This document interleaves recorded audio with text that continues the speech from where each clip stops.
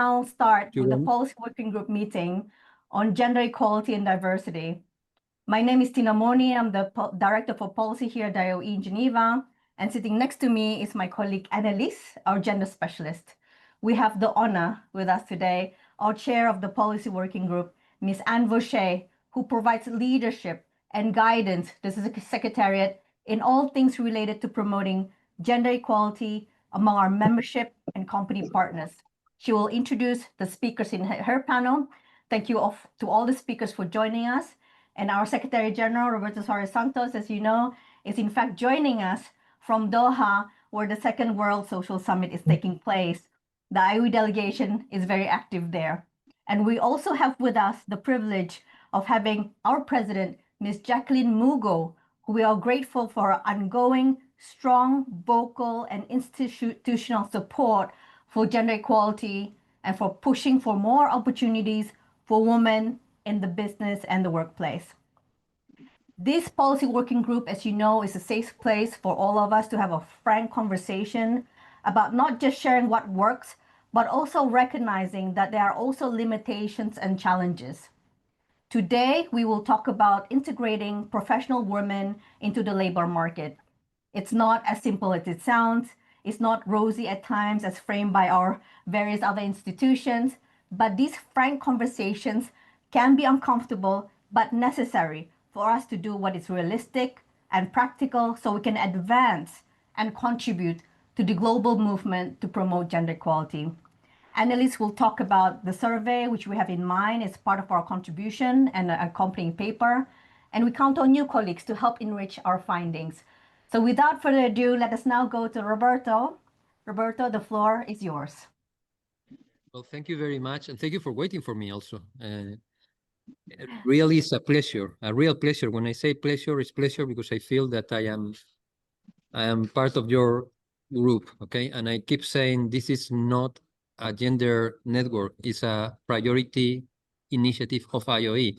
And priority means priority. And we have here Madame Mugo, who is our president, who precisely takes the gender agenda of IOE very seriously.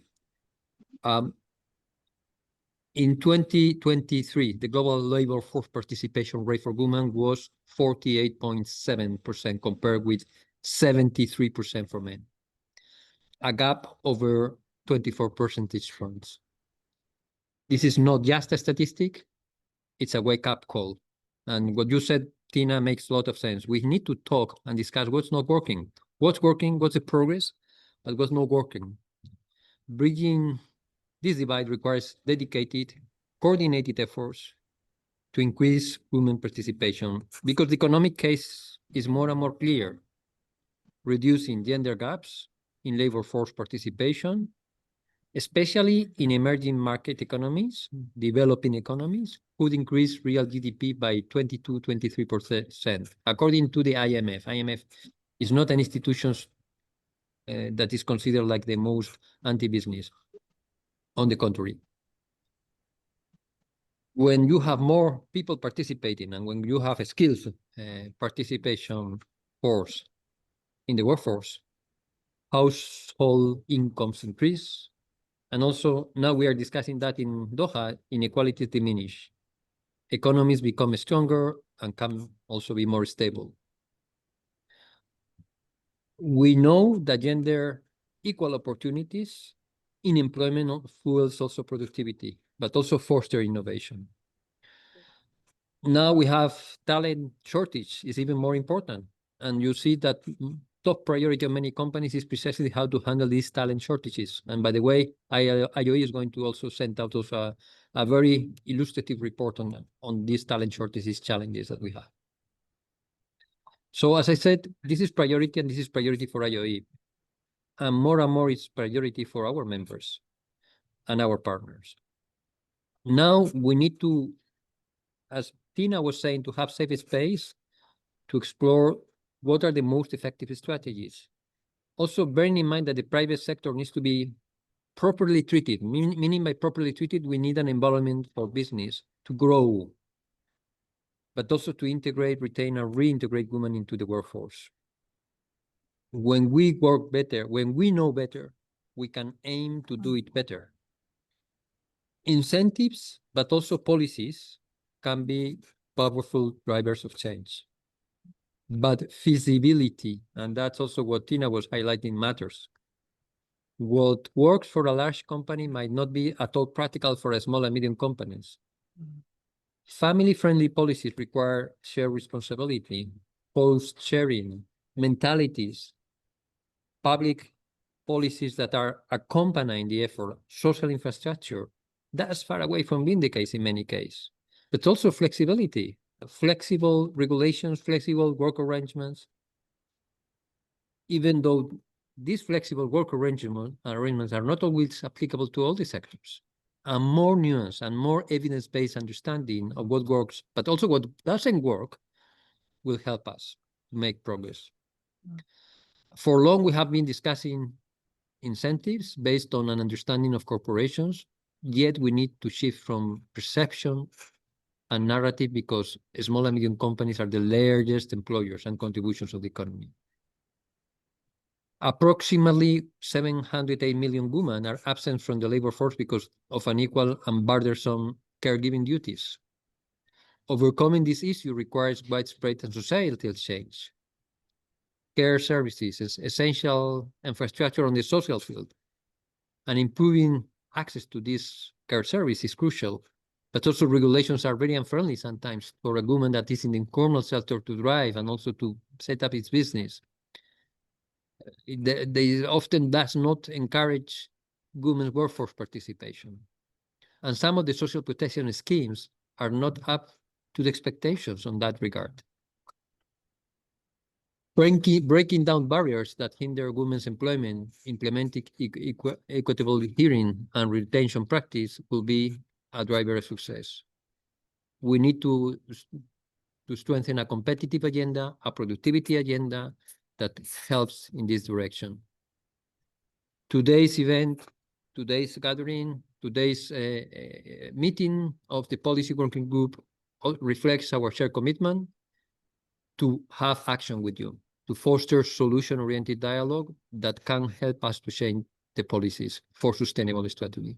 Thank you very much for listening to me, but more than that, thank you very much for committing with us in this direction. Thank you, Roberto, for already setting the scene for our discussion. Thank you so much. I will now like to give the floor to our Madam President, Jacqueline Mugo. The floor is yours.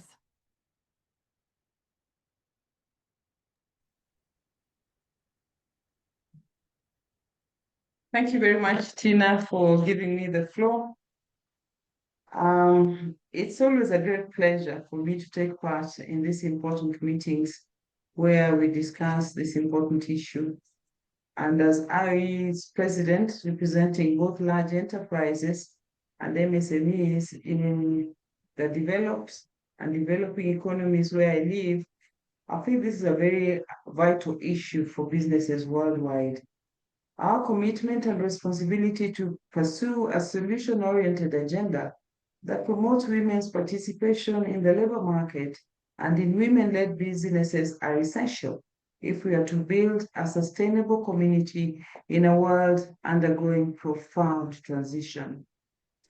I have previously in our meetings highlighted the challenges that women face, including work-life balance and unequal caregiving opportunities, which lead to lower pay and unfortunately fewer opportunities for advancement, as well as occupational segregation, resulting in lower income, secure jobs with fewer leadership prospects. However, for the most part, our gathering within this policy working group on gender and diversity are focused on identifying and sharing practical solution-driven approaches that promote women integration into the labor market. This reflects the strong entrepreneurial spirit and the proactive can-do culture that characterize employer and business member organizations, where we aim not only to analyze challenges, but to identify, to share, and implement tangible solutions that make a difference. When it comes to incentives, we acknowledge that to unlock the full potential of women in the workforce, employers can introduce incentives and work to remove barriers, fostering inclusive high-performing organizations by, for example, embedding bias-free recruitment practices, establishing transparent promotion pathways, and offering sponsorship opportunities. These are just a few ways in which we can enable talented women to advance.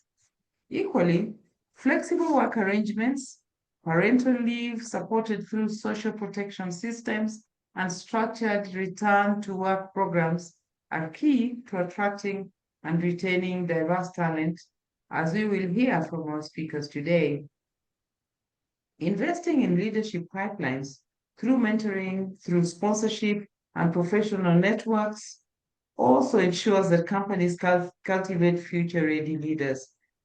And perhaps most importantly, investment in affordable, reliable, and quality childcare and elder care support improve women's participation across all sectors, as the unequal burden of care remains one of the most significant barriers to women's full involvement in the labor market, regardless of industry or position. It affects everyone. As Roberto rightly noted, incentives are powerful tools for change, but not all are feasible in every business environment. Nevertheless, in the same can-do spirit, I want to focus on what is possible, what is both possible and necessary from an EBMO perspective, while recognizing that solutions must be adapted to each local context. First, in line with the 2024 ILC resolution on care, we need to advocate for and amplify our voices across all forums to promote greater investment in this sector, with a call to strengthen public-private partnerships in this area, since care is a cornerstone of a sustainable economy, boosting enterprise productivity and supporting women's economic participation. Paid care work creates employment opportunities for women and new business prospects, while access to care services enables more women to join the labor market. So this triple effect promotes greater gender equality and economic empowerment, fostering and releasing a vital talent workforce, key components of inclusive and sustainable growth. Second, despite significant progress, women still hold less than 1/3 of management and leadership positions worldwide. So this persistent gap not only hinders gender equality, but also limits the broader socioeconomic potential that diversity and women's leadership bring. As we look toward a sustainable future, we need to close this gap urgently by investing in women's leadership development, mentoring, and sponsorship programs, harnessing a powerful driver of innovation, of growth, and sound decision-making. To achieve this, organizations and institutions must recognize the significance of this issue and actively implement policies and programs that mentor and cultivate a leadership pipeline, along with opportunities for representation and career advancement. Last year, we had the Morocco conference, the IAE Morocco conference on women in business, and we were really gratified to see inspiring examples from Africa, from Europe, and Latin America. These were initiatives ranging from mentoring and leadership development to the creation of professional alumni networks. These EBMO-led efforts have successfully strengthened women's representation and leadership within our community and beyond, proving that indeed, yes, we can do it. In conclusion, as representatives of employers, organizations, and the business community at large, we know that progress requires commitment and action. I therefore want to end by calling on our members and partners to support us in multiplying those experiences that we shared in Morocco so that we can scale up and deliver tangible results. We know that not everything is possible, but we must act together on what is possible. Thank you very much. Thank you, Madam President, for that inspiring speech. Indeed, Morocco was for us, the whole team. It was a very inspiring event where we can share best practice. There were a lot of things that we learned from that event in Morocco, and I like that you mentioned about the can-do spirit, Madam President, and also the importance of not just mentorship but also sponsorship, which I think can make a difference for women in the workplace.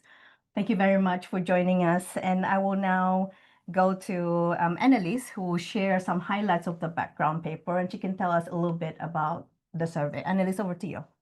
Thank you, Tina. So the paper we have been working is actually part of a broader effort with three main objectives. So first is to provide evidence-based review of the effective incentives that supports women's integration into the labor market and their limitations. This review is meant to serve our key stakeholders, the employers' organizations and the private sector leaders. Second, this upcoming paper, along with today's policy working group discussions and the survey we will be sharing with all of you, aims to offer a practical policy and private sector examples that can help a business promote gender equality through labor market integration, looking at which incentives work and which do not work. Third, this initiative is designed to build a strong business case, to raise awareness, and to foster discussions on closing the gender gap through effective strategies. Why it matters to business, I think both the Secretary General and Madam President have reiterated. Women still face barriers to prevent from fully participating in the workforce, which limits productivity, slows down growth, and affects both business and individuals. The ILO data from 2024 shows that 45.6% of working age women were employed versus 69.5% of men. This cannot continue. And we know that only 12% of women in STEM fields, areas which are future growth and job opportunities, also is too little. So when companies support gender equality, we know that they become innovative, they retain talent, and they are more competitive. Next slide, please. So global reports and surveys on gender equality highlight various incentives aimed at promoting women's participation in the workforce, as shown on the slide. These measures varies across countries, income levels, and other contextual factors, and employers have adopted them at different rates and as part of their wider strategy. However, like reiterated by the Secretary General, Madam President, incentives are powerful tools for change. Not all of them are always feasible. They are constraints that we must consider. So to make a meaningful impact, we began with an understanding, and we hope that today's discussion and your participation in the survey will help us develop the knowledge that we need to progress. Thank you all. Thank you, Annalise, for sharing with us the points. Don't worry, we will share with you the slides after this event. So we need your help, colleagues, to complete the survey for us. Your voices are very important. We need to amplify those, and we need to highlight what are the practical recommendations, which was mentioned by both Roberto and Jacqueline on what works and what doesn't work. And it's only then, once we have a good understanding of what doesn't work, can we look at other alternatives to see what can work and amplify those. So without further ado, I would like to give the floor now to our chair of the Policy Working Group, Ms. Anne Boucher. Over to you. Thank you, Tina. Thank you, Annalise, for this presentation. And of course, I would like to start by thanking the General Secretary, Roberto Suarez, and of course, our President, Jacqueline Mugo. I know how involved you are on this topic and how you support us, and I like it very much. Thank you so much. So now we will start the first panel discussion, and I will welcome our two distinguished panelists. So let me introduce Miss Silva Lara. She is a gender research lead in the economic graph team of LinkedIn, and she will be sharing with us insights on hiring practices and promotion policies. And the second panelist is Ms. Sarah Shade, Head of Culture and DEI at ADECO Group, and she will be sharing with us insights on leadership development opportunities and mentorship programs for women. So if you agree, I'm going to ask each of you questions. And let's start by you, Ms. Sylvia Lara. So my first question is about the fact that evidence has the potential power to steer us into the appropriate course of actions. So can you share with us today what do LinkedIn's data and insight reveal about women's representation in the workforce, and especially about their entry into the labor market, and also the development, the advancement into leadership position? Thank you. The floor is yours. Good afternoon, Ms. Ann, and to everybody listening in. I gather you all hear me. Sorry, I have to ask it. We're in a Zoom call Yes. after all. We can hear you. I'm honored to perfectly. be here today alongside this distinguished panelists. And thank you all for tuning in for this important discussion on the barriers and biases that women face in the workplace and ultimately what we can do about it. My name is Sylvia Lara, and I'm the gender research lead at LinkedIn Economic Graph Research Institute. So what is the LinkedIn Economic Graph? At LinkedIn, we analyze the world of work through what we call economic graph. So think of the economic graph as a digital map of the global labor market based on insights from our 1 billion members, 67 million companies, and over 40,000 skills listed on the LinkedIn platform.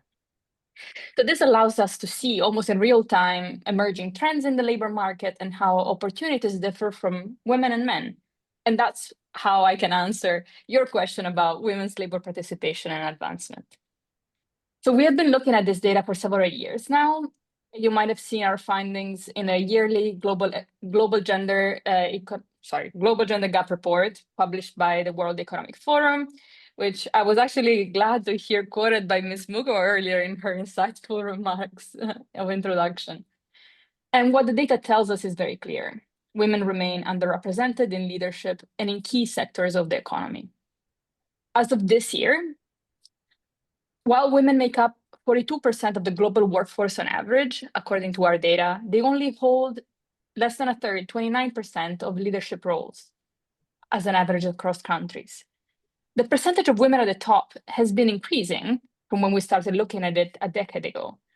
But after 2022, that slow but steady process that was increasing came to a halt, and representation has not increased on average. And when we look at how new hires into leadership behave, that trend is even clearer. Fewer women are getting hired into leadership roles now than they did a few years ago. That progress is reversed. And we can see these gaps across every economy and industry that we analyzed. The lowest share of female leaders are found in male-dominated sectors like manufacturing, energy, and technology. But even in sectors where women are the majority, like in healthcare or education, men still hold a much larger proportion of senior roles. In other words, having more women in the workforce overall doesn't automatically mean more women in leadership. So far we talked about leadership, focusing on those executive positions like vice president or the C-suite, but barriers start well before that senior leadership level. Our data shows that the first significant hurdle that women encounter up the career ladder is that transition between a senior individual contributor, like an associate, to that first entry-level management role. And on average, female representation drops by about 18% between these two levels. So fixing this early broken rung, so to say, is critical because once that first step is missed, the gap only widens up the career ladder. Another factor that we considered in our analysis is the intersectionality between age and gender. A lot of you today won't be surprised to hear that we also see that leadership gaps widen with age.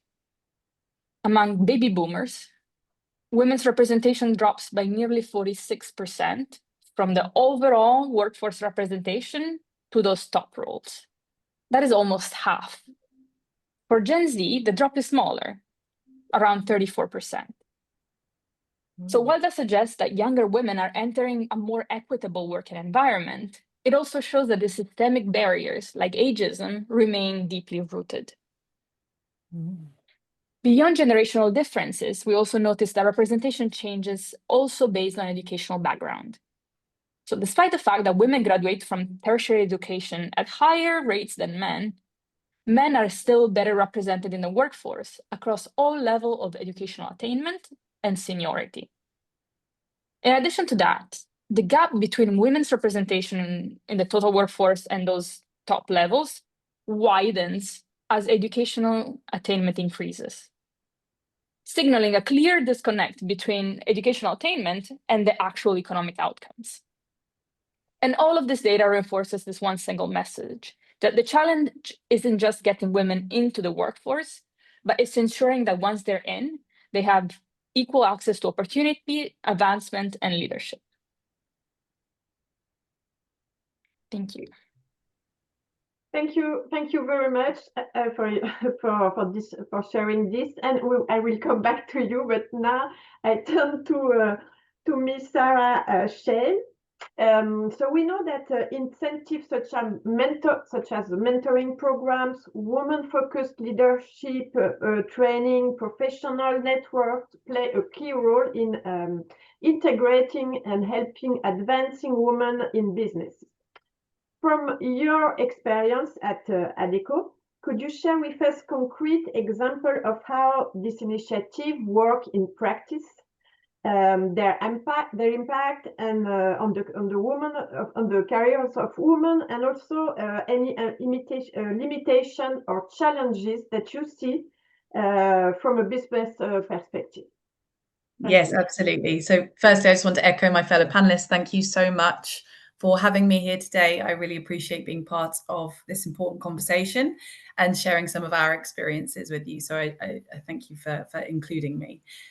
So we've obviously heard lots of data already around kind of the challenges, the barriers that women face in the workplace, and some of the things that can support, of which, mentorship, sponsorship, coaching even is absolutely fundamental to that.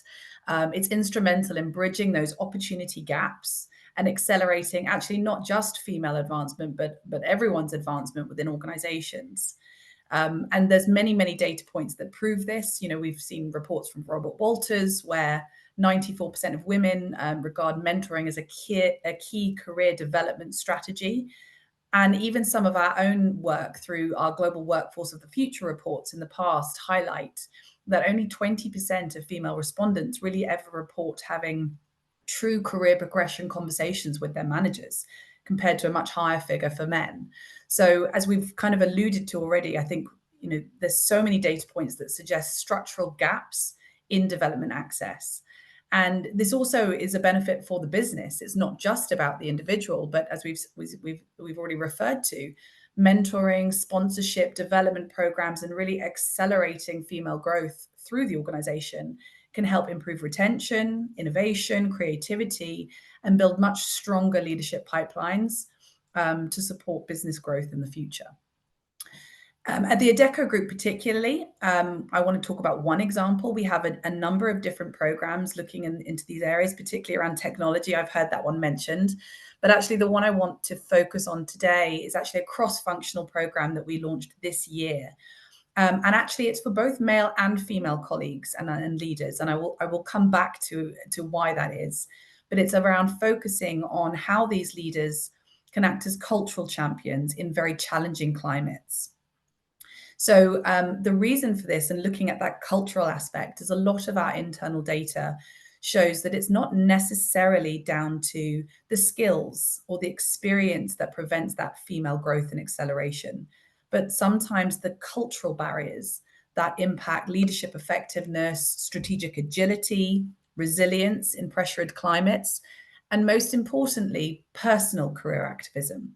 So in times of challenge and stress and pressure, we often find that women reflect outwards and see what others need first and forget to necessarily focus on themselves. And this can make that personal career activism very challenging for them. It's like the analogy of putting the oxygen mask on first before you help others. And that's sometimes some challenges we can see in the female growth. The program that we have launched, we call it Encompass. It's around creating cultural advocates and champions through our leaders. And it provides this blended learning journey of, classroom learning, workshops, digital learning, mixed with group coaching and mentorship that cultivates leadership growth, sharpens personal career direction, navigates complexity and leading in a matrixed organization, and focuses on how our leaders can champion inclusive culture going forward. And we look at this through 3 lenses. Each one of these topics is addressed through 3 lenses. Me as an individual, first and foremost, then me as a leader and my sphere of influence, and then ultimately me as an advocate. How can I create a more inclusive environment so that future leaders have that foundation and that organizational environment where they can thrive and grow? And the mentorship part of this program is critical. It's around pairing these early leaders, relatively new leaders, with our senior executive strategic leadership group to bring very valuable business context, to challenge their critical thinking, and to focus on their strategic influence and how they can leverage networking, cross-functional collaboration, and their own personal brand and visibility to take their learnings and apply them in practice. And this, for me, is really where that element of sponsorship and senior mentorship can be so valuable. It's helping them bring the learning into the practical reality of where we are today. We're still running the program, so we're halfway through, but in terms of early indicators of impact, we can see already a significant increase in confidence, in their ability to sponsor themselves, first and foremost, and also in how they will go and start to really drive more cross-business exposure rather than focusing on their silos, which can be a barrier and a limitation. And I mentioned that we'd broaden it out, not just to females, but actually to males as well. And this was very deliberate. It was to ensure that we create that ripple effect by encouraging our male leaders to also join in the conversation, to become active allies and to become mentors themselves, so that they are also aware of the challenges and the barriers that are faced within the workplace. And equally, they may be barriers that they too are facing. So if we do this as a collective effort, then it helps us really create that foundation for that amazing talent to thrive and grow. But as you've mentioned, there's obviously limitations with any type of program and initiative that we run. And I personally believe that mentorship programs can really lose momentum if we don't maintain a consistent level of commitment and accountability from our senior leadership, and also clear success metrics. What are we trying to achieve? And how is this going to deliver on that? And being very pragmatic around what those metrics are going to be. And we need to be very careful with any type of program or development opportunity that it doesn't become something that is focused on sort of fixing women. That's absolutely not what this is about. It's around addressing, as we've said, barriers, systemic barriers in performance evaluation and career growth opportunities. And sometimes when only women lead these efforts, it does risk reinforcing that perception that it is a woman's issue or a female issue, rather than a true business imperative and a true kind of integrated into the business strategy. And for us, that was another reason why it was super important to expand it out to all, so that everyone took accountability for that we integrated it truly into our core business strategy, and that we had sponsorship across the board that values diverse leadership styles and enables any initiatives, development or learning that we create to be successful.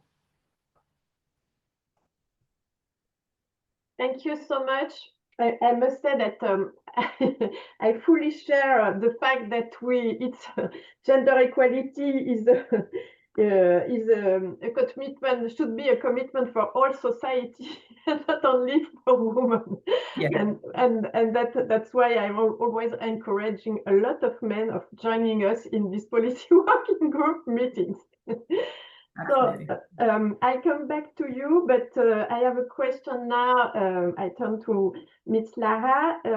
You already provided us with, of course, rich information on your data, but going deeper, could you share what the data suggests about the structural and organizational factors affecting women's progress in the labor market? Thank you, Erin. That's a very thoughtful question because there are many such factors. But today I'll share some of our latest research on 2 important ones: flexible work and nonlinear career pathways. So let's start with flexible work, which we already mentioned as an important component in this journey. So flexibility helps women, but it could also hurt them. So exact figures vary by country, but women are around 11% more likely than men to apply for remote roles on average. For example, in the US, remote roles make up only 9% of the job. Women are also more likely to apply to hybrid roles. Around 20% of their applications go to hybrid roles, showing that flexibility is an important factor for inclusion. But when we looked at career outcomes, the picture became much more complex. Our recent research, which is available in the Economic Graph website that was just sent over in the chat, if you want to dive deeper into it, found that men got promoted faster than women, and the workplace type plays an important role. So on-site roles offer the fastest promotion timelines for both men and women, but they also show the widest gender gaps. Instead, remote and hybrid work narrow those gaps, but only because career progression slows down for everybody. So flexibility can be a double-edged sword. So it gives women greater access to opportunity and helps balance work and caregiving, but it can also limit visibility and access to leadership pathways. So women that are working remotely might be promoted more slowly than those on site, even when performance is similar.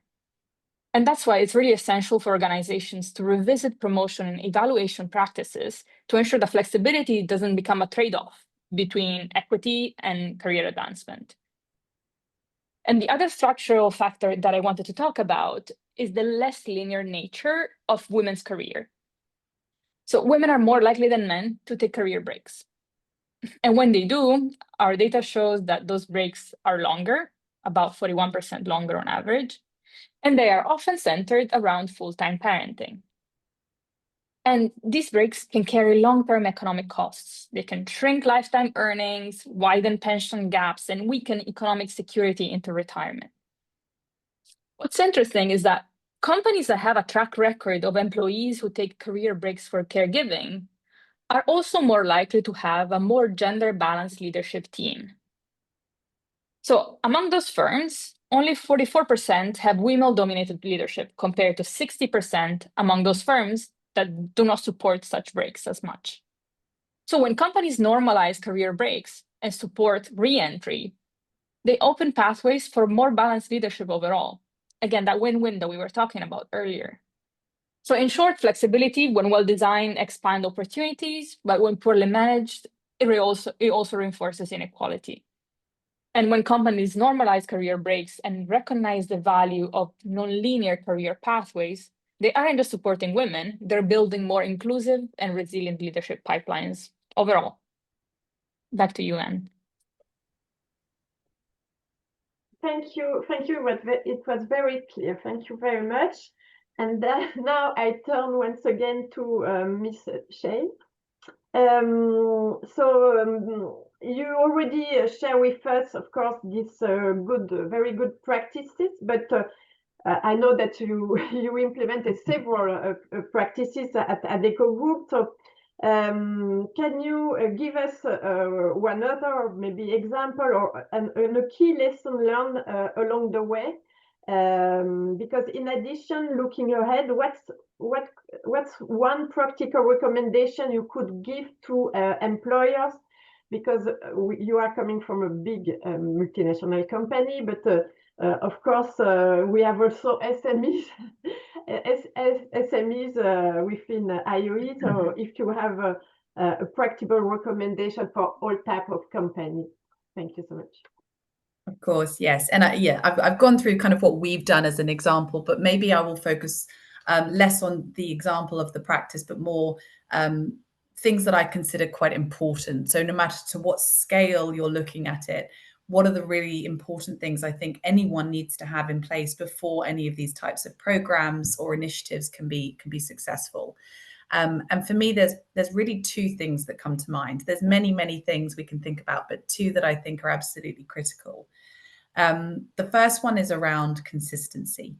So I think the very nature of the corporate world right now, the industry, certainly my industry, is that everything can be quite short term, especially in challenging and pressured climates, which is a big focus at the moment.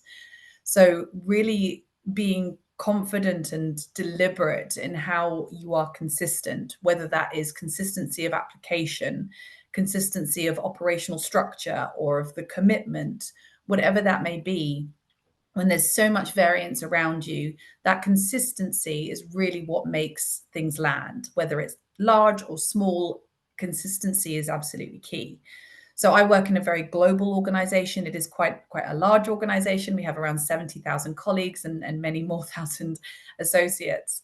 But we have many nuances, which make it very difficult to be consistent. We're a matrixed organization. We have geographies, we have business units, we have functions that support. We have cultural nuances across our 60 different territories, different local regulation, which really has, obviously, particularly this year, caused many, many challenges for how we go about actioning our priorities, and causing challenge in some accessibility of the programs that we have. So finding that consistency is very hard. But for me, it's absolutely worth it to ensure that something has the time to land, and have an impact, and that you can keep revisiting and making sure that you are making small improvements rather than constantly changing and redirecting your focus, which means that nothing actually sticks. The second factor that I would say is so important is what enables that level of consistency. And we've touched on it before, but this is really around the infrastructure that it takes to get these programs to land. So be that your processes, your technology and what you have available or what you are using to enable these programs to succeed, or even your policies. Even just what my colleague just said, flexible working, creative role solutions, leadership role modeling. How do you ensure that the organization and the individuals are all working in synergy, all playing their part, so that anything you do introduce is successful? And the most challenging, but one of the most important for me, is having the data and the insight to help you prioritize where you need to focus. Especially for those smaller or middle-sized organizations that are looking to make a start. You know, everything is so large and scary and terrifying, and it's quite difficult to know where to focus. If you have that insight to understand what are the barriers that you are facing, what are the challenges that you need to address, that can really set a strong foundation of where you then need to improve. So even across my industry, for example, where we have technology all the way through to HR solutions. In our HR solutions area of the business, we have a really strong baseline of females. Our challenge is more how we progress them up the organization for many of the reasons we've discussed today. Whereas in our tech area of the business, the availability of women in that industry is much smaller. And so for us, it's really around how do we attract and bring them into the organization before we even think about how they grow. So understanding those nuances and having the data to support that really helps you understand what you need to do to focus and prioritize and make, you know, your actions much more manageable. And I would just leave you with it. It's like an orchestra, right? Everything has to work together to create the beautiful symphony and come out with the wonderful melody. But if one plays out of tune, or if there is an instrument that doesn't quite work, everything sort of sounds a little bit off and nothing really works in synergy. So it all has to be working together for it to be successful. Back to you. Thank you so much. I think I first want to thank you so much. Frankly, it was very, very interesting. I think we are running a little bit out of time, and there is a second panel. So maybe we will stop here and have a session for Q&A session just after the second panel. Tina, what do you think? I think that's a good idea, and colleagues could feel free to add your questions in the chat box, and then we can also give Sarah and Sylvia time to formulate their answers as well. That's a good idea, Anne. Okay, thank you. So let's close the first panel, and thank you so much. Thank you, Anne, and thank you, colleagues. So now let's go to the second panel. I would like to welcome our distinguished panelist, Ms. Vanessa Gentil. She's the head of market at Salesforce in Switzerland. Welcome, Vanessa. And also, I would like to welcome Ms. Rasha Magdi-Shoman. She's the head of Women in Business Unit, CSR Senior Specialist. She's at the Federation of Egyptian Industries, FEI. Welcome. So Vanessa, starting with you, you're also the founder of the Bring Women Back to Work initiative that champions diversity, inclusion, and gender equality at the workforce by supporting the return of skilled women to the labor market. So the idea is to create a more balanced and innovative workforce. Besides helping women upskill, your initiative is also committed to hiring companies to achieve workforce equality by advocating an approach that prioritize hiring for attitude and training for skills. Hiring for attitude and training for skills. Could you just tell us a little bit more about your initiative? Yeah, sure. So first of all, thank you so much to you and the audience for having me. And it's a privilege for me also to share with you my impact on this topic. So when I founded Bringing Them Back to Work, the mission was clear, right? So women do not need to be convinced to return to work. Companies need to be convinced to hire differently. So there is the lever where I see we need change. So we create Bring Them Back to Work to solve three challenges we saw in the market. First, highly qualified women exiting the workforce after maternity or life transition. Second, companies struggling to access diverse future-ready talent. And third, a hiring system designed for continuity versus potential. So Bringing Them Back to Work prepares women to re-enter work in future skilled fields like AI, tech, digital business, and leadership, while also preparing companies to hire differently. So our approach has three main pillars. We offer technical upskill in digital and AI. So we work with Salesforce, obviously, with a Workday and with Amazon to train them on certain certification and skill, and also focusing on AI. Then executive coaching and leadership training, career preparation, also some trainings on digital is required here, and peer and mentoring network. So we also heard already today that mentoring is a very important lever, and every participants that start with Bringing Them Back to Work have a mentor for the cycle of 1 year, and also coaching during the entire year. So women often tell me, it's not that I forgot what I can do, I forgot that others see it too. So there you can see that the confidence is really, really low. After longer period of time not having worked, wanted to go back, high skilled talent, it's very difficult because they are fighting with their self-confidence. So this program brings basically this confidence back with a lot of coaching and mentorship, mental health training, and so on. So second pillar, we help companies shift mindset from prove your experience thing to demonstrate your potential. So we encourage hiring for attitude, mindset, capabilities, and training for skills. Why? We also believe inclusive hiring journeys, manager enabling programs, and measurable diversity commitments. So we believe that, today everybody's asking for more talents and more skilled talents. And I think that today is the day where we as a company should take the responsibility to train our workforce themselves. And third, Bringing Them Back to Work is also a movement. We create a community of women who supports each other and lift each other up, which is super important. And we influence corporate culture and leadership behavior. So today the initiative supports both returnship and reskilling pathways, because future talents must be built, not found. So if we empower women and educate employers, we don't just close gaps, but we unlock innovation, productivity, and a more equitable economy future. And if I can say, the success of Bringing Them Back to Work has proven, if we combine companies' empowerment and mindset change with those high-skilled, trained female leaders or female employees. So then you really see in our case, 75% of the women going back to work within the year of the cycle of the program. And this is really amazing. And it's, for me, it proves that you can do it. So you can change. You can change mind shift. You can change the way you look at talent. We can. We do not have to stick to policy. We do not have to stick to old structure, because we are progressing in every area. So also here we have to improve.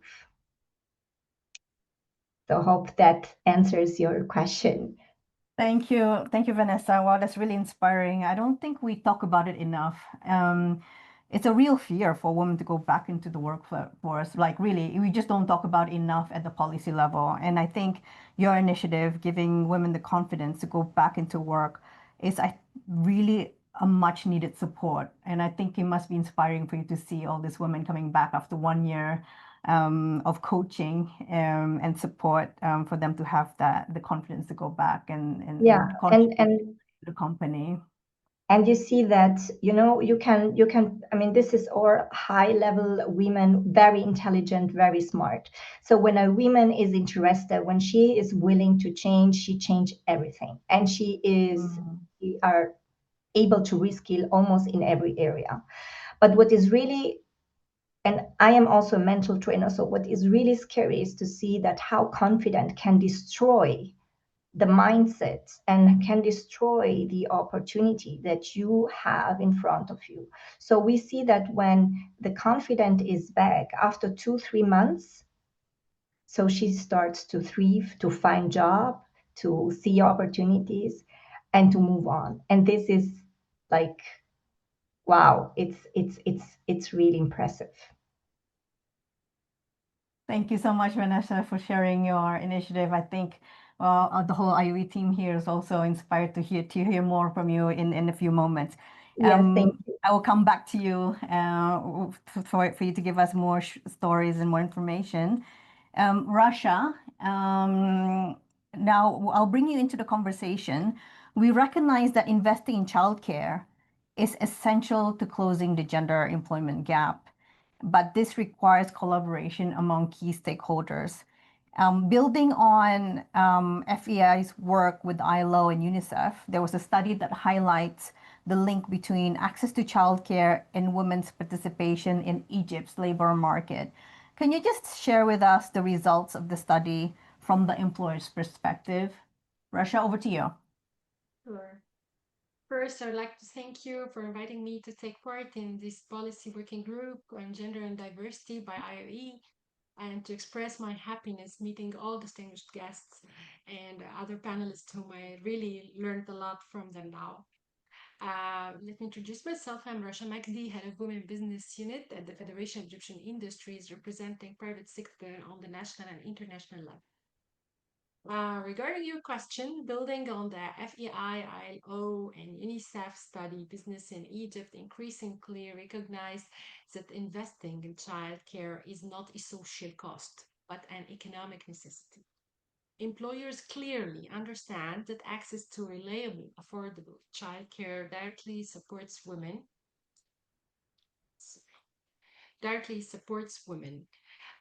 participation and retention in the labor market, and consequently improves productivity and business performance.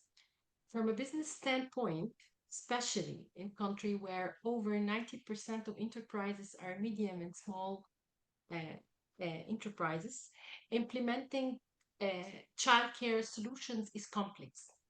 The studies revealed that, let me share these figures with you, 68% of business owners named financial cost as the primary barrier. 85% lacked space for on-site nurseries, and 93% had no experience managing childcare facilities. There are also administrative burdens related to licensing, compliance, and staffing. However, despite these barriers, there is strong willingness among employers to act if they receive technical and financial support. Many, for example, Al-Rashidi Mizan is one of the biggest tycoons in food industries, stated readiness to establish nurseries provided They receive help with registration, curriculum, and trained staff. If you went through the study, you can easily recognize that the business gains are important. Absenteeism fell by 20 to 30%. Turnover dropped from 60% to under 10% in some firms. And recruitment cycle became faster, especially for women companies, also reported a 10 to 15% reduction in quality-related costs and improved brand image and competitiveness. In financial terms, an enterprise with 100 female workers could save around 500K Egyptian pound annually in lost work time. Ultimately, childcare provision improved moral, productivity, and gender balance. But the ecosystem requires collective investment and partnerships among government, private sector, and development partners to make it viable for small firms. In Egypt, while the new labor law, effective as of September 25, has begun to address several of the challenges employers previously faced, including clearer childcare provision, flexible leave options, and improved protection for working parents, legislation alone is not enough. Ensuring that childcare services are both accessible and sustainable requires the active engagement of multiple stakeholders. Employers cannot bear the responsibility in isolation.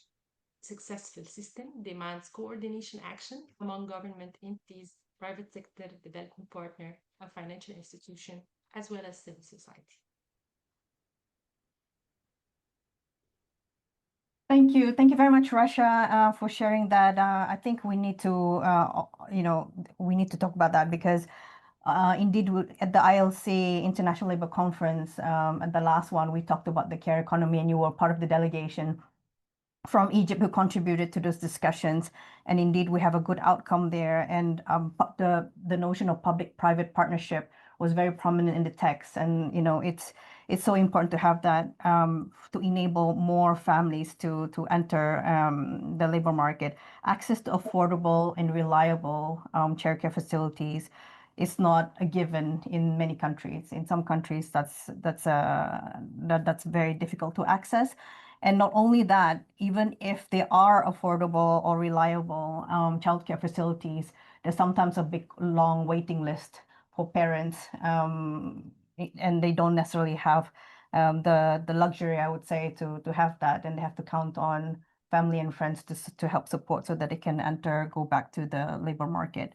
So thanks so much for that, Rasha. So Vanessa, I'll go back to you. The situation here is only on employers, let's say. Exactly. And Vanessa, going back to you, is there anything you'd like to add or highlight to our audience today about what you touched on? In particular, if there are any constraints or limitations do you see when you started implementing your initiative, and how were they being addressed? Yes, so thank you for this question. The biggest challenge I faced, it wasn't to find talent. It was mindset, it was structure, it was policy and pace of change. So first of all, what I see is the corporate readiness varies. Some companies still rely on traditional hiring practice and conventional CV narratives. And what we do, we address this through leader training, including hiring framework and success storytelling. So I also created an alternative resume for leaders and HR leaders to start making different question to understand who is the person you have in front, because a CV tells you all about the past, but we are not in the past anymore. We are here and now. And who is this person here and now? How to find out with great questions who you have in front. Is it somebody dedicated? Is it somebody inspiring? Is it somebody that is reliable? Is it somebody, because what you see in a CV is static, and this is one of the challenges. So how to move from a old conventional way of hiring to a new way of hiring, adaptable to our 21st century. Second, time and budget constraint for structured return programs. So many companies want talent, but lack capacity to build programs. So you can either work with with association like Bring Back to Work. This is one. And we solve this by offering plug and play retention frameworks, coaching and hiring support, so that they don't have to put this for themselves and build that for on scratch, but this is what we offer. And the third part is confidence gap in returners. So not a skill problem, often is an identity and belonging. So our coaching and peer-based model rebuilds confidence and network in general. This we touched upon before very quickly. And the fourth is the systemic barrier. So we also heard today childcare, culture, flexibility. So returnship succeeds only when infrastructure supports women, or let's say family, but in that case it's women because we know that we are almost underrepresented in every industry. So we actively partner across sectors, advocate for flexibility, and elevate the employer role in building a care-friendly economy. So starting to look at the employee as a whole and not just as the 8-hour worker or mother that are in front of your PC for 8 hours. And we forget that this person has a whole story behind, right? And I think that this is also part of a mindset shift of how leaders manage their employees, more no less by time, more by specific actions. And this is what we also work a lot on companies. Everybody wants to become the best place to work, to attract the best talent in the market. But if you are on top of the mountain, you have to climb before you see the nice view on top of the mountain. And this is when I say, hey, you have to take the responsibility of becoming this great place to work with changing a lot of programs, mentality, whatever it is needed to become the best place to work. Thank you, Vanessa, for your point. And indeed, I think the mindset shift is so important. Sometimes I feel like, especially when the confidence is really low, the self-talk itself, we're sabotaging our own chances to get jobs or promotions. So I think this initiative can really help with that mindset shift to increase the confidence. And helping with the CVs, I think, is important because it can open many doors. It's not just words that you show to the potential recruiter or your employer, but also it can open many doors for more opportunities, right? So that's really an important tool to have. Now back to you, Russia. Building on the study's findings, what would you say are specific solutions or recommendations that has emerged that you think you can share with us today that could really help employers to be aware of and perhaps try to imitate it at the national level, of course, taking into account the national circumstance? When shows its study, it has outlined 6 adaptable childcare models suitable for Egypt's diverse business landscape. Very, very quick workplace childcare model, on-site nurseries managed by employers or service providers, childcare model, shared childcare model, several employer jointly run nursery, and this is ideal in the industrial clusters, outsourced model, contracting licensed nurseries near the workplace, childcare allowance model, financial support to parent for external childcare, referral models linking employees to pre-approved nurseries, or hybrid model, combining elements to maximize flexibility and reach. Since the study's completion, pilot effort has explored these models, confirming that shared and outsourced solutions are often the most practical for MSMEs. Due to the cost-sharing potential, yet several challenges remain. The registration and licensing process for workplace nurseries remains bulky and complicated. Land allocation and subsidies are still limited in industrial zones, and smaller firms continue to lack technical and financial guidance. Our key recommendation includes updating the labor law, which already exists now, to extend maternity and childcare benefit to all women, even in informal sector. This already took place by allowing extra months to be 4 months instead of 3, for 3 times instead of 2. But still, some clauses need more clarification on implementation mechanisms. Reducing the 100 employee threshold for mandatory childcare provision. This was in the past law, and the existing one as well, still the same. Introducing incentive packages, tax breaks, subsidies, land, simplified procedures. Of course, all employers are claiming this, especially that they are like taking over the maximum part, or the biggest part of these burdens. And establishing a multi-stakeholder task force, UNICEF, ILO, FEI, Ministry of Social Solidarity, National Council for Women, etc., to promote, support, and monitor employer-supported childcare nationwide. Thank you, Rasha, for sharing what the employers are doing in Egypt in order to contribute to making sure that the added value of accessible childcare facilities is so important.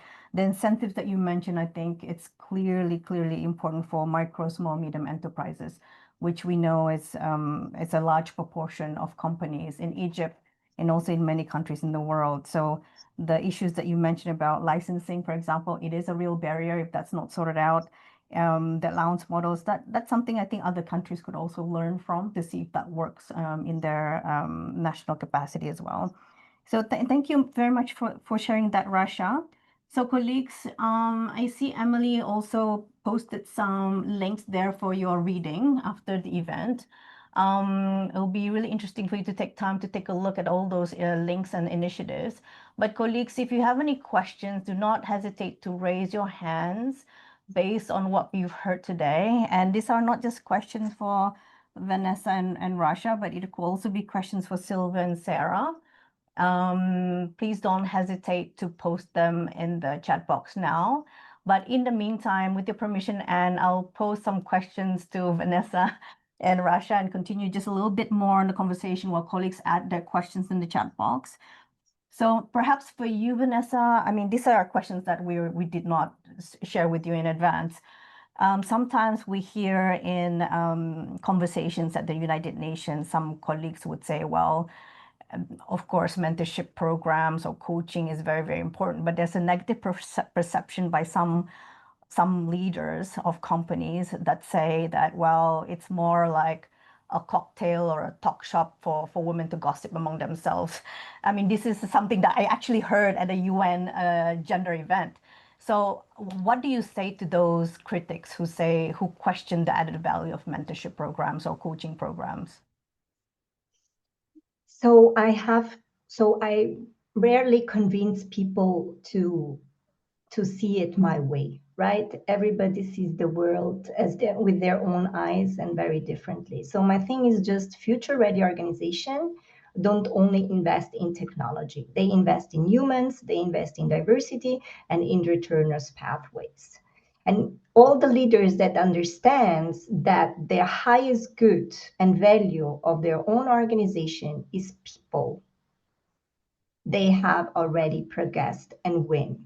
So what this means exactly, it can be a mentorship program, it can be a coaching program, it depends, right? I'm not saying that for sure you have to integrate this, by the way, simple activity within your organization. But I am saying that your mindset has to change, that understanding that your best good in a company is people and not your product, this already will move you to take different decisions. Exactly. Thanks, Vanessa. Indeed, a company is made of people in the end, and a company is only as good as its people. So if you invest in your people, and at the end, you everything else attract will who you attract who you are, right? So Mhm. if we talk about Salesforce, for example, one of their core value is equality. And thanks to this core value, people have the opportunity to give back 7 days per year.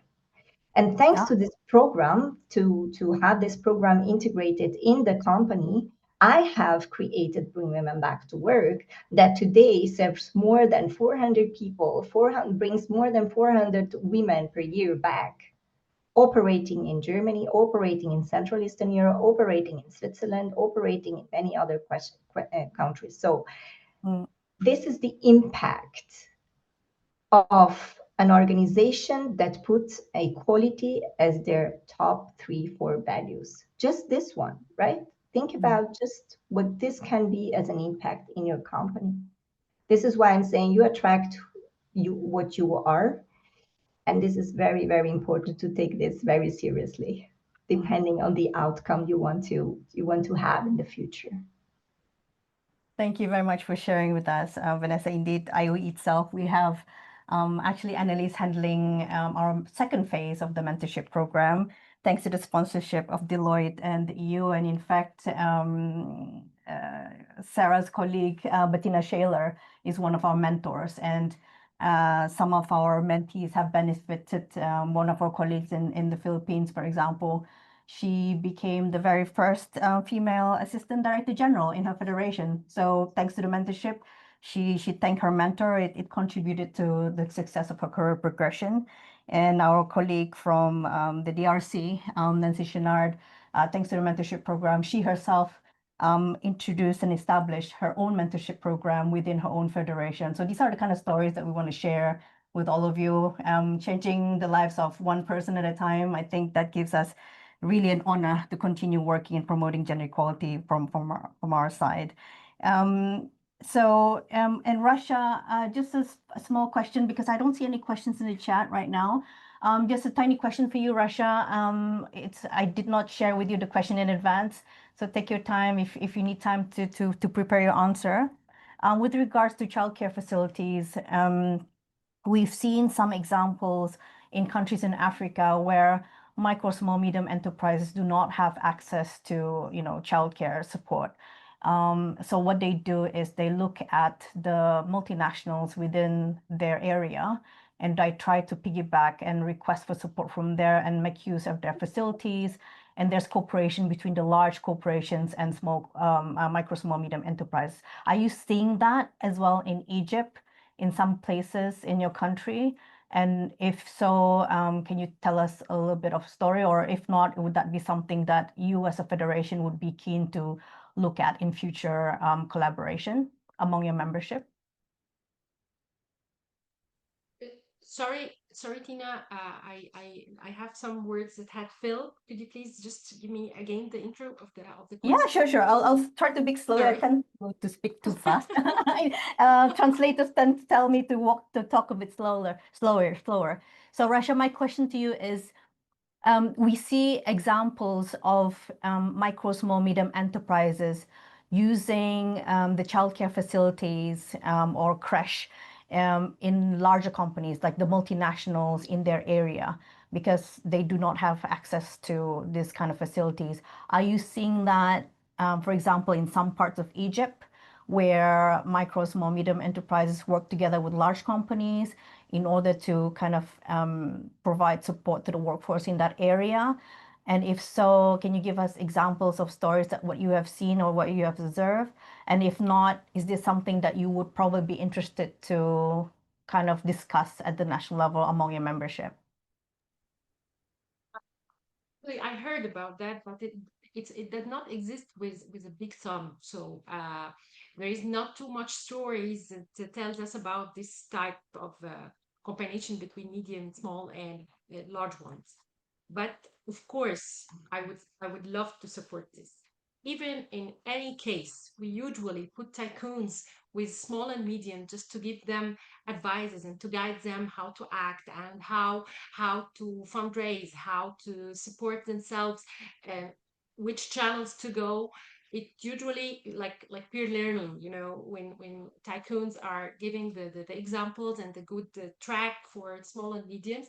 So I don't have the information about this very specifically, but of course our opinion or our vision and mission as FEI, yes, to support this, of course.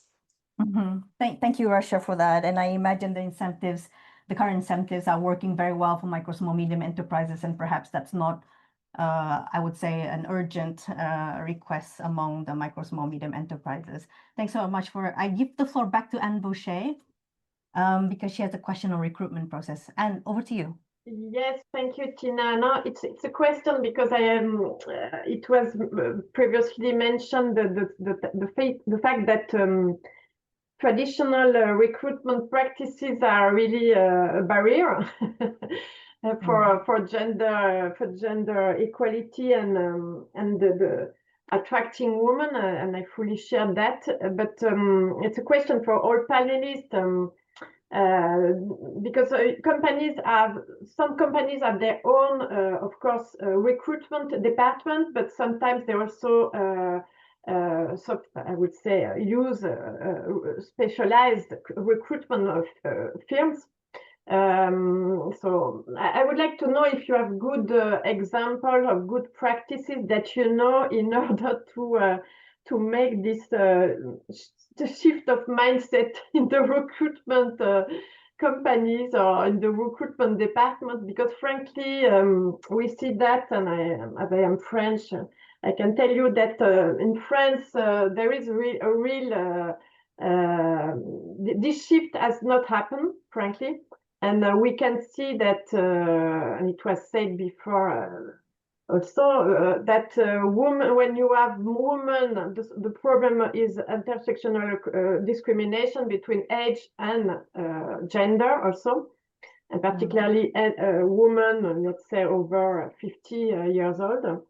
So do you know, do you implement or do you work with your recruitment department in order to help them change their mindset and be much more open to new practices that it was mentioned before? I would be very interested in hearing you on that. Thank you. Yes, please, Vanessa.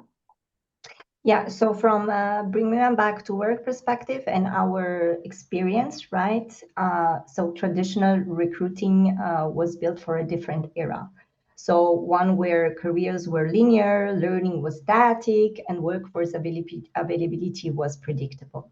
So the world no longer exists. So we have also to move on in the way we find in the way we find and attract new talents, because it's not always finding them, but it's also attracting them. So today, talent evolves, career pause, pivot, accelerate, and restart. And if we use yesterday's hiring system to solve today's talent needs, we will always be behind. So to bring them back to work and to build a future-ready workforce, we need to shift from credential-based recruiting to capability-based recruiting. So what this means, for example, from experience first, which I was saying, oh, when you see the CV, you see all the past, to potential first. To potential first CV. So a non-linear careers journey, value as well as linear CVs. And this is a mindset shift. This has nothing to do with process. So people that are biases in saying, okay, she had a 2 years gap or she has a 3 years gap because she went out because of maternity leave on care, today it's still a red flag. So we have to move from job titles to skill, mindset, and adaptability. These people were not static, staying at home for 2 years or 3 years.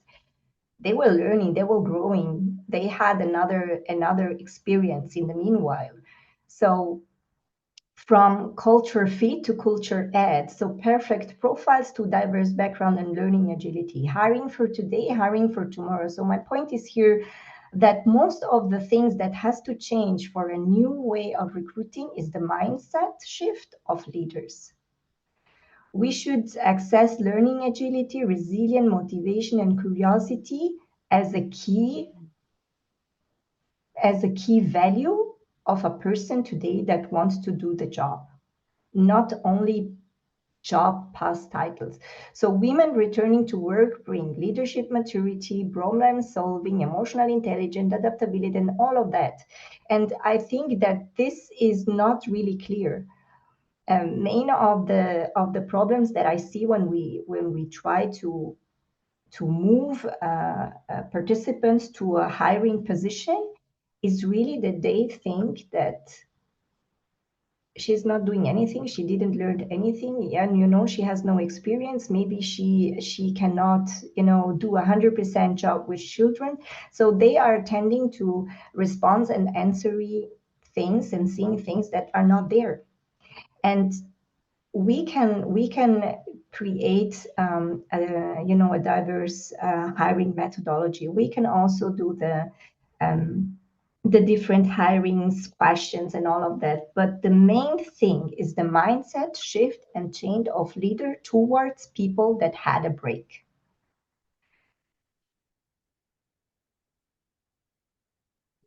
Thank you, Vanessa. And Anne, did you have any more questions for any of the panelists? No.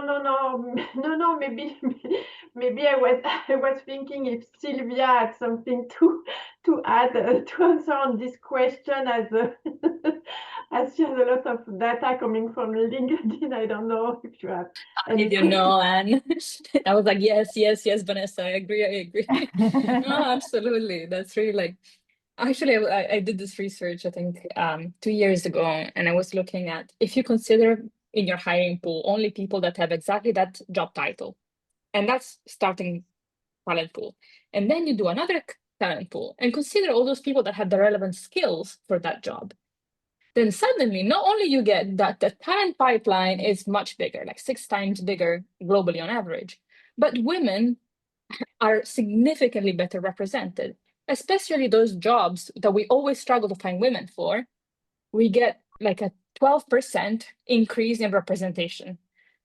And 12% is a staggering difference. So again, absolutely skills first hiring is the right way of going about it. And I think I want to leave you all with a question, which is when we talk about the future of work and how women fit in, we definitely need to think about what role will AI, like artificial intelligence, play. And artificial intelligence can be a bomb. There are already so many differences that we need to act on so it doesn't exacerbate those systemic gaps that are already present. But it could also be a driver for inclusion if we use it the right way. Like if we help spot those confidence gaps that we were talking about earlier, or like preconceived biases during interviewing, or the resume gaps, automatically assuming that that's a negative thing. So how do we think about these new tools as a way to close in that inclusion dilemma that we have? Thank you so much. Thanks, Sylvia, and I agree with you. I think we need to talk about like digital literacy and also financial literacy, of course, because that could open many doors for women in the digital world that we live in now. And I just have a question with Sarah, if you don't mind, with your permission, and before we close, just a tiny question. From your perspective, from the Ethical Group's perspective, and this is a question that we did not share with you in advance. I've heard some CEOs, some female leaders that said that in order to go up, it's not like a ladder. It's actually like a jungle gym. You have to go from here to there, either within the same company, but different departments in order to go get promoted upward, or you have to move from one company to another in order to get more higher pay, more more responsibilities and more leadership roles. Are you seeing that trend still among industries? What is your perception? Yeah, absolutely. And it was taking every inch not to kind of join in on the recruitment conversation, because I see these topics very similar, right? It's around how do we reframe our approach for some of these very traditional processes, whether that's recruitment, career growth, career mobility. I think the whole world is different now, and is in it. I see it as an opportunity rather than a challenge. It's not that you have to do this. I think it's more that this is now the opportunity for people to grow and for women to accelerate their career growth. And in a similar point to what Vanessa was saying around a mindset, I think if we can apply that same mindset from recruitment into internal growth, it's very, very similar. We have new opportunities coming up daily, let alone annually, and it's about the skills that people have and how they develop those skills to be able to continuously pivot. This concept of a career ladder, in my opinion, almost doesn't exist anymore. It's how can I grow, whether that's laterally, diagonally, even the concept of gig work now in the internal environment. Can I do job sharing? Can I do job shadowing? Do I do project-based work? For me, this actually opens up more opportunity for people to grow and move. And by getting more experience, more broad experience of your organization, naturally that creates those leadership qualities that we look for in those most senior positions, having that holistic view of the organization and how all of the different parts of the organization can work together. And I think the more broad experience we now have, instead of that very linear or narrow experience, allows us to pivot faster, allows us to be more innovative, allows us to understand what parts of the engine we need to pull on to make the car go faster. And I think for me, that's an opportunity we need to harness, leverage AI to bring how we create that skills matching internally to be able to enable people to grow. So the short answer to your question is yes, I absolutely see that. But I think if we do it in the right way, it can be a very strong opportunity rather than a challenge as such. Well, thank you, Sarah. And I think we're running out of time. I give the floor back to Anne, but before I give the floor back to Anne for her closing remarks, I see a question by Zvezdana from Montenegro. Hi, Zvezdana. Zvez, she's been a very active gender champion. Yes, we will send a recording of the conference to all of you. Not to worry. And then that way you can also listen in different languages using the AI tools available on YouTube. So before I pass the floor to Anne, our chair, I would like to thank Annelies for organizing the mastermind, organizing all the speakers, the selection of the projects, all the best practices. She did basically A to Z. She made us look good. So thank you so much, Annelies. Thanks to Sam. You don't see him. He's behind the screen, but he's taking care of all the studio here at the IOE. We also have Emily joining in. She's also taking care of all of us. So thank you. And I see Jean also. It's her team basically that made us look good. And of course, we thank Roberto who's joining us from Doha and our president, Jackie Mugo.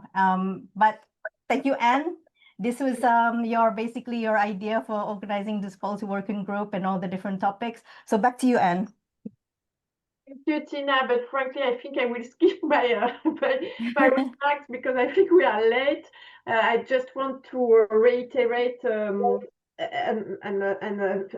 thank the whole IOE team, particularly Annelies and Tina, and also all the people behind the scene, of course, and also our panelists, our speakers, and all the participants to this, frankly, very rich conversation today, once again, and very concrete solutions that were shared. And so many thanks. And don't forget, because we will send you in few days, I imagine, a survey.